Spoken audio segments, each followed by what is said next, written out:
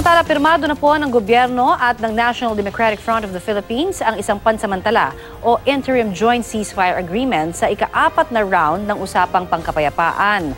At mula naman sa Amsterdam, the Netherlands, may ulat on the spot ang aking partner na si Rafi Tima. Partner? Partner, makasaysayan itong pinirmahang kasunduan ng pamahalaan at NDFP, pero hindi nga ito mangangahulugang matatahimik na ang mga baril ng mga puwersa ng magkabilang panig dahil bagamat napirmahan na, ay kailangan pang ayusin ang rules and regulations ika nga para ito ay maipatupad. Kasunduan ito para sa isang interim joint ceasefire, pero hindi mangangahulugang magkakaroon na ng tigil putukan sa pagitan ng puwersa ng magkabilang panig matapos itong pirmahan. We agreed to make a joint interim agreement, no?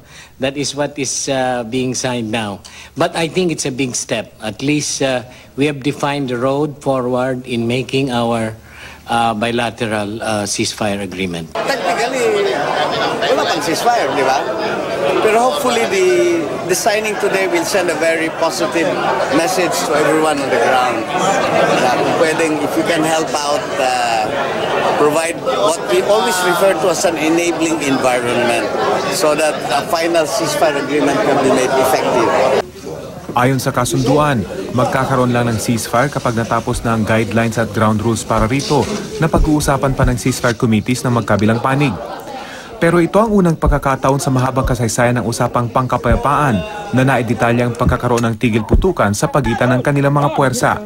After 30 years of talking, finally, we did something significant to move the process forward. Hopefully, this will significantly move the process to its logical conclusion, and that is lasting peace for our country. Aminado ang NDFP, naging mahirap ang negosasyon para sa kasunduan itong nakaraang 3 araw. Bukod sa mga formal na pag-uusap, nakailang ulit ding nagsagawa ng side talks ang magkabilang panig. Ang GRP panel panay din ang tawag kay Pangulong Duterte, lalo pat isa ang pagkakaroon ng ceasefire agreement sa kanyang mga kondisyon para magtuloy-tuloy ang usapang pangkapayapaan. It was touch and go for a while, on both sides, I think. But the NDFP really exercised maximum flexibility without abandoning principles. Mas may linaw naman ang isa pang kondisyon ni Pangulong Duterte, ang pagpapalaya sa mga bihag ng New People's Army. Pagbalik ng negotiating panel sa Pilipinas matapos ang 4th round dito sa the Netherlands, paplansyahin na raw nila ang detalye sa pagpapalaya sa isang pulis at 3 sundalong bihag ng mga rebelde. Halos kasabay naman ito ang pagproseso sa pagpapalaya ng 23 political prisoners. 3 rito ay convicted na, kaya mangangailangan ng presidential pardon.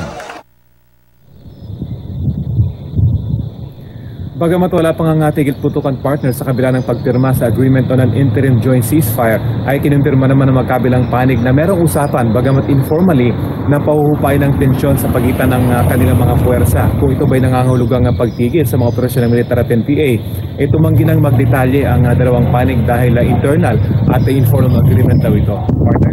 Maraming salamat sa iyo, partner. Yan po naman si Rafi Tima, nag-uulat mula sa the Netherlands.